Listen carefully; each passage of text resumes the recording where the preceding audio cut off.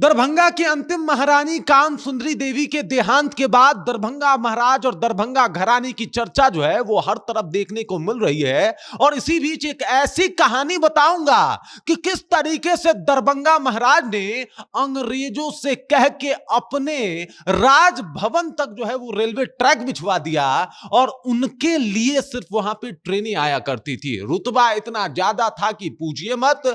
जब भी जिक्र होता था भारत के गिने चुने राजवंशों का, उसमें दरभंगा महाराज का भी जिक्र होता था। धन दौलत, पैसे रुपए या फिर रुतबा गजब का था इनके पास। पूरी कहानी क्या है सब कुछ आपको विस्तार पूर्वक बताऊंगा।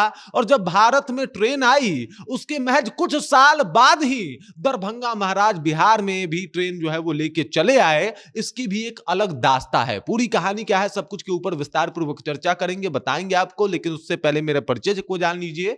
मेरा नाम है रजत, आप जनता जंक्शन देख रहे हैं। आपको बता दूं कि दरभंगा महाराज का रुतबा इन दिनों सोशल मीडिया पे भी छाया हुआ है। दरअसल आपको बता दूं कि काम सुंदरी देवी, जिनकी आप तस्वीर यहां पे देख रहे हैं, ये दरभंगा महाराज, दरभंगा रियासत की जो है वो अंतिम महारानी थी। और इनके पति का नाम जो था वो था, बता दे रहा हूं आपको, उनका नाम था कामेश्वर सिंह। कामेश्वर सिंह इनके पति थे और ये यहाँ के अंतिम राजा थे और ये अंतिम महारानी थी। अब इसी से कहानी को आप समझिए कि इनका देहांत होता है और फिर एक कहानी बाहर आती है कि महारानी ने 1962 में जब चाइना से भारत की लड़ाई हो रही थी, उस दौरान 600 किलो सोना जो है वो भारत सरकार को डोनेट किया था, ताकि लड़ाई में भारत जो है कम से कम पैसों के मामले में तो पीछे ना हट पाए। अब देखिए दूसरी कहानी एक और सामने आई है कि दरभंगा में एक किला था, सबसे खूबसूरत किला, जिसकी तस्वीर मैं आपको यहां पे दिखा रहा हूं।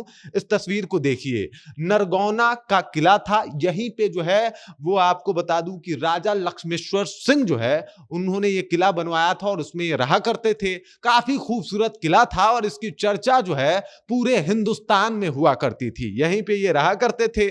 अब एक दौर था जब अंग्रेजों का हुकूमत पूरे भारत पे तो था, लेकिन दरभंगा महाराज का जो एक तरीके से जमींदारी है या फिर जो इनका रियासत है, उन तक अंग्रेजों की हुकूमत कभी पहुंच नहीं पाई। इसके पीछे का कारण बताया जाता है कि अंग्रेज जो है वो दरभंगा महाराज को मित्र के तौर पे देखते थे और मित्र के तौर पे रहते रहते ही दरभंगा महाराज अपने लोगों की खूब सेवा किया करते थे, अपने लोगों के साथ हमेशा से लॉयल रहा करते थे, एक बतौर राजा के तौर पे भी। और उसी दौरान जो है वो भारत में सन 1953 में पहली ट्रेन चली थी मुंबई से ठाणे तक। उसके बाद से ट्रेन की पटरी बिछाने की होड़ चल रही थी। और आपको बता दूं कि पहली दफा जो 1874 की कहानी है और 1853 में चली थी और 1874 में जो है वो दरभंगा महाराज ने अपने पैसों को खर्च करके, आपको बता दे रहा हूं, बरौनी से बाजितपुर तक रेलवे ट्रैक बिछवाया। उसके बाद मोकामा से दरभंगा तक उन्होंने दोबारा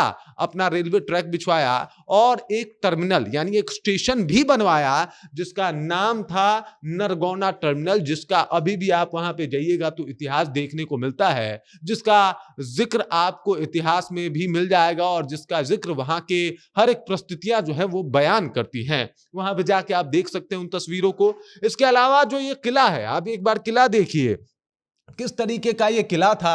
ये राजभवन था और यहाँ पे राजा जो है लक्ष्मेश्वर सिंह रहा करते थे और बाद में जो उनके पीढ़ी के आगे के राजा हुए वो भी रहे। और इसी वजह से ये किला भी बहुत खास माना जाता है और इसकी भी खूब चर्चा होती है कि भाई साहब क्या जबरदस्त किला है। बाकी अगर रियासत की बात की जाए तो यहाँ पे एक से बढ़ के एक ऐसे दानी हुए कि प्रजा उनको भगवान मानती थी कि साहब राजा जी जब तक हैं तब तक हम लोगों को कोई समस्या नहीं होगी। और दरभंगा रियासत के जो भी राजा हुए वो प्रजा पालक हुए, यानी अपने प्रजा के साथ देने वाले, अपने प्रजा के साथ खड़े रहने वाले, अपने प्रजा के ऊपर दुख ना आने देने वाले।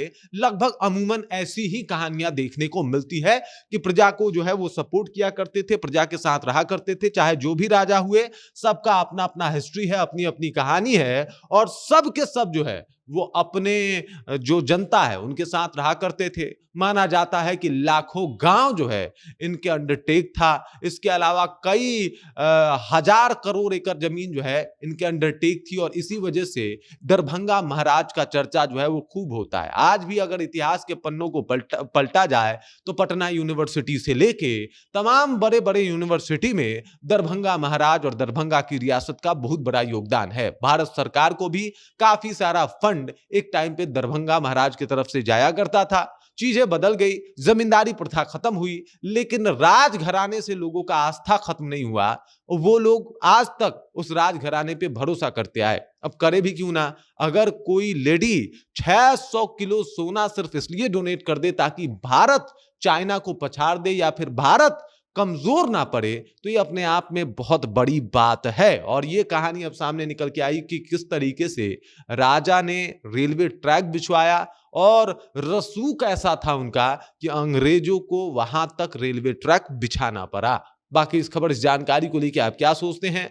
दरभंगा महाराज और दरभंगा के रियासत के रसूख के बारे में आप क्या सोचते हैं?